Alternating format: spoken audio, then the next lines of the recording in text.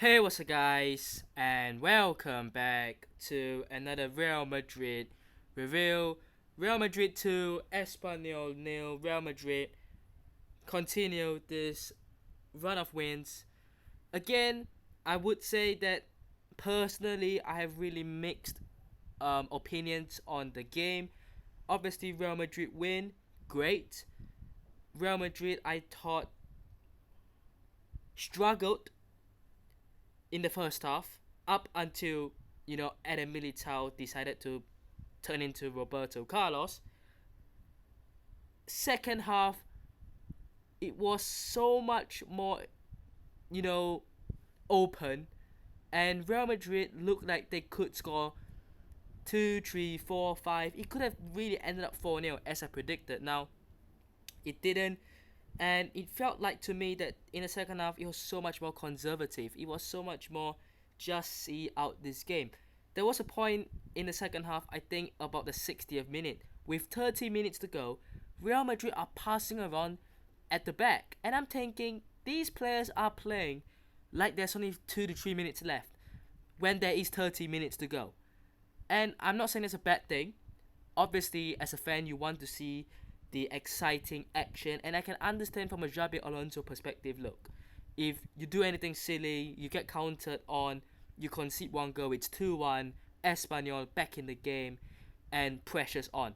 You try to be conservative, you try to get Espanyol to come at you with the pressure, the press, and then you try to get the spaces in behind, which ultimately I think Espanyol gave up. Like, I didn't see anything with 30 minutes or so to go from Espanyol that they were, trying to press, trying to win the ball back, trying their absolute hardest to try to get back into this game. It almost felt like Espanyol was sort of saying, you know what, Real Madrid, you can take this win. You're not our competitors.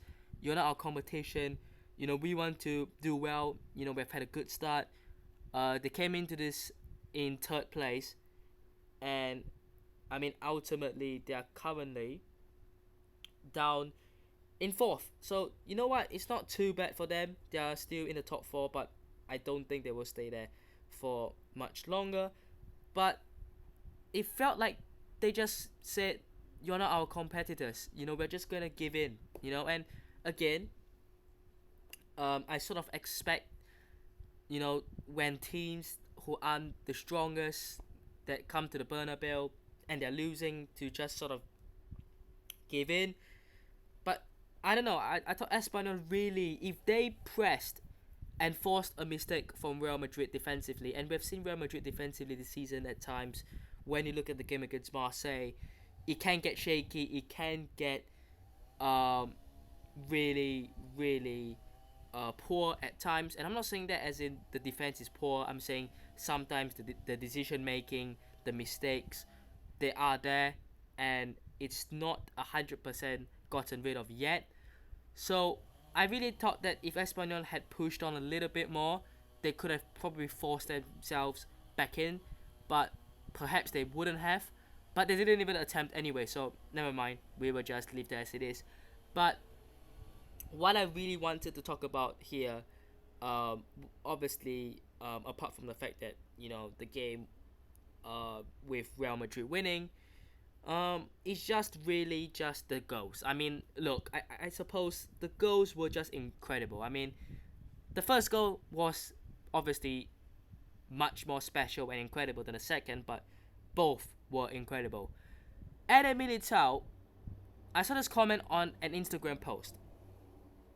It said, Adam Militão, when he was fit back in the days, is a world-class defender. And I'm just thinking to myself, and I liked the reply to that comment, he still is. And I agree. Adam Militão right now, if he, obviously, again, if he stays fit, is the key. But when he's fit and playing the way he is right now, he is still a world-class defender. He's definitely a top 10 defender in the world when he is fit. But obviously, the fitness, the injury issues is something that you're going to have to deal with. You're going to have to try and prevent that. How that is done, I don't know. Is that sort of a poor management on Militão, or is that genuinely just his body can't take playing 45, 50, 55 games a season? I don't know. But what I do sort of know is that when he is fit, again, when he is fit, if he is fit, he is world class. He's incredible. And I'm not just saying that because of the goal, right? We have seen since the opening game of the season, each time whenever he's on the pitch, no matter when he's playing next to Dean Huijsen, next to Rudiger, next to Raul Asensio, he just looks brilliant. And you can see his attributes. He's quick, he's strong, he's not scared to go in for a tackle. And I know for centre back, you have to be, you know, prepared and ready to just go in and win the ball back. But he is a defender. He is a proper defender, and he's also someone who steps up. I genuinely think that out of the two centre backs today, I thought Asensio didn't do too badly, but Militão again, brilliant, brilliant. And again, it's not just a goal. I'm not just saying that because he scored. If you look back at the last couple of reviews that I've done, I've always said Militão is absolutely brilliant. And I hope he keeps it this way, because when Adam Militão is playing like he is, when he's fit, he is genuinely, I think, the best centre back at the club right now, along with Dean Huijsen. I think that partnership can be special. I really, really think so. But yeah, moving on. Let's talk about the goals. Let's just get that out of the way. The first goal, Espanyol started the game actually very, very deep, and that was what I realized. Now, I'm gonna say this. I genuinely don't think that was, or that is, how they tend to play. I think the reason why they set that up is not because they want to just play defensive football. I genuinely thought how do I explain this? They weren't playing deep because they were scared of Real Madrid and they wanted to suffocate Real Madrid entirely. That is part of the reason, a little bit. But you can see that when Real Madrid had the ball with Courtois, with Militão, with Asensio, Espanyol didn't rush to press. In fact, they dropped deep and they were playing counter-attacking football. But that worked because, honestly, Real Madrid were finding it really, really tough to get through. There were constantly 2 to 3 men marking Vini on the left, and then there were 2 or 3 men on the left-hand side of Espanyol, and the right-hand side for Real Madrid. And Mastantuono and Carvajal were not able to do much. And then you look at the midfield again, not able to do much. And that probably was a game that Arda Güler would have been really, really suited for. That just sort of ability to unlock games from the midfield. But this is the type of game that a controlling midfielder that we've been so desperately crying out for would have suited and would have impacted in a positive way so much more. But ultimately, look, it worked because Militão scored. Because when Militão decided, I'm going to take the ball, I'm going to, take a touch, I'm going to get away from the man defending me, and I'm going to take a shot from a long, long way, 25, 30 meters out, or however long that is, and I'm going to take that shot, that opened the game up. Because you can see, I think it was Gonzalez, the Espanyol manager, he was, after that, Espanyol, especially in the second half, Espanyol didn't play the same way anymore. They did not play the same way. Whereas opposed to other teams, when you look at Cadets, when you look at probably, teams like that in the past, that just sit deep, they play the most defensive football for 90 minutes. I thought the way Espanyol lineup was trying to do that, but it wasn't their identity. It's not how they play, I think. I don't really watch Espanyol much. I don't, actually. Apart from that game against Real Madrid. But it felt like when you look at the quality, they've got Javi Puedo on the pitch. He's a great player. When you look at, the kind of players they have, I just don't really think that sort of style of football is what we are going to expect, what we see. what we're gonna see. But anyways, second half, obviously, Espanyol opened up so much space in behind, and you know, Vinny does well, makes that run into the edge of the box, decides to go backwards, pass it to Mbappé. Mbappé takes a touch, and then does his typical wraps his body, wraps his foot around the ball, and then a beautiful finish past Dimitrovic. By the way, Dimitrovic looks, jacked. By the way, I mean that guy, he looks like he is about to, like, if you were in a ring with him, I think you could get killed. He looks like he is someone who could kill someone in the boxing. Anyways, I'm getting distracted there. Overall, I thought Espanyol did as much as they could. I don't think they were great. I mean, they had one opportunity, the free kick at the end of the first half, and I think Calero missed it. That could have been a goal. But I can't really think of much else. Of course, the first minute, they had a couple of shots and a couple of attempts, but overall, not much really threatening Thibaut Courtois, who I thought had a quiet game.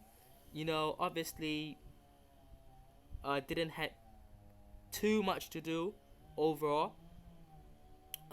Carvajal did not look too great. Honestly, he was getting caught out early on, and throughout the game, he was always getting run over. The right hand side of the pitch was always, it felt like we were playing with Trent, and that is not disrespecting Trent in any ways, but it felt like our right back was told to push up all the way, bomb all the way, and that sort of left a lot of gaps in behind. So that's something that you have to look into. I thought Asensio played well. Militão, for me, was the man of the match. Again, I thought Mbappé was incredible. He got it, but people don't realize how crucial that first goal was. If you don't score that first goal, it could have easily been a 0-0. It could have easily been a loss even. But overall, defensively, I thought Militão had a really good game. Alvaro Carreras played really well. Mastantuono had a very good game as well. The midfield of Fede Valverde and Tchouaméni was not too bad. As you look at the attack, it was sort of like a two-man midfield. For a pivot, they played well. Vinny Jr. got the assist, had a good game. I'm not going to deny that. For parts of the game, up until the second half when Mbappé scored, I thought Vinny was better than Mbappé, and I'm just saying that. Obviously Vinny assisted Mbappé, but Mbappé missed the shot at the end of the first half as well. And overall, I thought Vinny did well when he had the opportunity, when he had the attempts to run in behind the defense. But most of the time, he was being marked by 2 to 3 men. So what's he supposed to do? Same with Mbappé. They were being constantly marked by 2 to 3 players. So what are they supposed to do? But I thought Vinny Jr. played well. Again, Mbappé, I thought had a very good game. For me, I think Militão slightly edges it in terms of the man of the match. And Gonzalo Garcia was really quiet today. Not much going on for him. Again, when you're sharing the spotlight, you're sharing the position with Mbappé, and you don't get much service. You don't really expect much. And unfortunately for young Gonzalo, not much going on for him. Got taken off. For who did he get taken off again? We made a couple of changes. Let me have a look at the changes. I didn't remember the exact order. Just give me a second here. Second half. So again, Arda Güler actually came on for Gonzalo Garcia, which allowed Mastantuono. Well, actually, was it Mastantuono who went into midfield? Might have been Arda Güler going into midfield, and then obviously we saw Bellingham and Camavinga come on for a couple of minutes. We also saw Brahim Diaz and Rodrigo come on as well. Interestingly, okay, before we get into that, it's nice to see Bellingham and Camavinga come on. I said in my preview, I didn't expect them to get much minutes, maybe a couple of minutes or so. That's what they got. Again, it's about getting it into your body, getting that rhythm going again. Obviously, when you haven't played football for Camavinga, 5 months now? For Bellingham, 2 months. You know, it affects you. You can do all the training in the world. You can play a five-a-side. You can play doing training, but when you go out onto the real football field and you play, it's a whole lot of different game.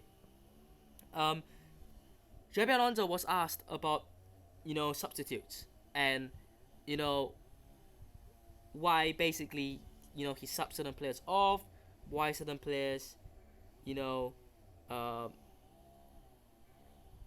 get taken off and why certain players don't. Now, Masantuono came off and Xabi Alonso said this. Masantuono said to Xabi Alonso, me, in terms of I am the one you're taking off, and Xabi Alonso replied, yes, you are taken off. Now, up until the point, I thought Masantuono had a good game, like I said. He was playing well. But that is what I like. That is what I really, really like. And we've seen it with Vini Jr. versus Rodrigo. Not really versus. I don't mean it in a fight, but I mean it in a competition in terms of fighting for the sport. Not a 1v1 fist punch fight. When it comes to competing for positions, people are going to get dropped. People are going to get subbed. It's normal. We're playing a 55-60 game season these days. You have so many games, so many opportunities. Players are going to get rotated. Only Courtois, Alvaro Carreras, I think Chouameni, and Mbappé are yet to be dropped from the starting 11. 4 players. That means the other 7, Carvajal and Trent, competing. Great. Asensio coming in for Dean Huijsen. Good. Obviously, Militão as well, with Rudiger. Good. Masantuono in on the right hand side, but Brahim has started.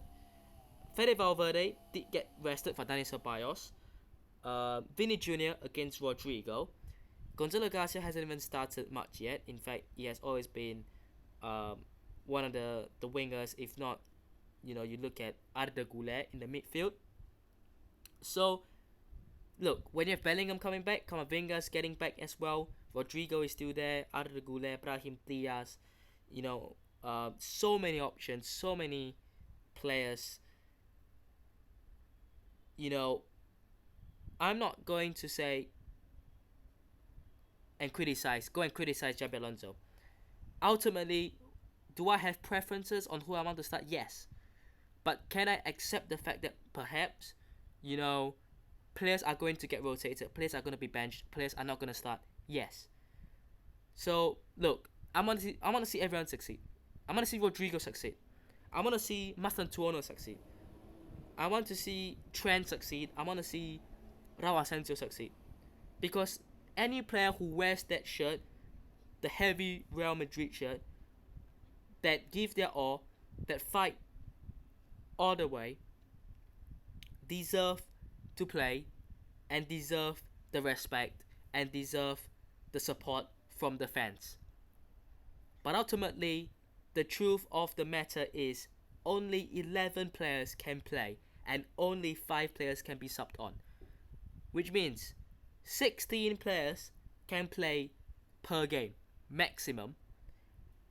And Real Madrid have probably a score of 20 to 25 very good players. You look at probably 2 players per position that are good. And that's, 11 positions times 2? Yeah, around 22 to 25, right? That is not enough. You're going to have to rotate. Not everyone gets to play every game. That is the truth. Unless your position is nailed in. Courtois is arguably the best keeper in the world, in my opinion. He is. Chouameni, there isn't any other player in the squad that can do what he does. Camavinga can. No one else can. Mbappé is the man scoring basically every goal. And Alvaro Carreras, by the way, he is the best left back in the club, and his defensive ability is better than Fran Garcia. And Mendy is out injured, and even when he is fit, he's not as good offensively as well. Carreras is the balance of Mendy and Fran Garcia. So when you look at the starters who haven't been dropped yet, and if you consider the fact that if Dean Huijsen didn't get a red card, he would have started as well. When you look at these 5 players, they are nailed on the best in their position. And the rest, I think there's an argument, there's a case. Vinny against Rodrigo. Has Vinny been good enough recently? No. Has Rodrigo? No. So, obviously, there's going to be a competition there to see who's better. Arda Güler, I think, is someone who will eventually work his way into getting a guaranteed spot. But Jude Bellingham, he's been injured. He should be a player who is nailed on in the team. Fede Valverde is another one, by the way. But obviously, he's played so many games last season. He's getting a bit of rest. But he is another one. Bellingham's another one. And Tchouaméni, that's the whole midfield. Sort out. Carreras. Dean Huijsen, that's 5 players. Courtois and Mbappé, 7 players, by the way. Now that I've continued listing some, 7. Now, when you look at the rest of the positions, you have got Militão or Rudiger. Rudiger's injured right now, so Militão. But Militão or Asensio, I think right now, if he's fit, Militão. Carvajal or Trent. Trent's injured, so Carvajal. But when they are both fit, it depends on the game. But some might say Trent, some might say Carvajal, right? And then the other spots, you have got Vinny Rodrigo, like I said. It's really a 50-50. And then the other spot is probably pretty much between Arda Güler and Mastantuono. And like I said, I think Arda Güler is working his way to being a starter on the right-hand side when Bellingham comes back. So, 7 positions I think are pretty much secured for most games. And I think there's a big competition for the remaining 4. And that is centre-back, one of the centre-backs, right-back, left wing, and the right wing when Bellingham comes back. So, this competition thing, I'm okay with. But anyways, I'm dragging it now. That is it. Great win. Obviously, Barcelona won earlier today, this morning. That's why I'm recording this quite late. So they are still 2 points behind. But Real Madrid are the only team in La Liga to win 5 from 5. So we'll take that. But that will be it for today's episode. By the way, again, I'll say this again. Thank you to those who have been watching our FC26 career mode videos. I appreciate the feedback. I can't really deal with every single thing that isn't perfect. I will try, obviously, my absolute best to deal with everything as good as I can. But some things are just not going to be perfect. So I hope, you can understand that. But once again, thank you guys for coming in. Hope you guys have enjoyed today's video. Subscribe to the channel if it's on already. And I'll see you guys in the next one. Peace.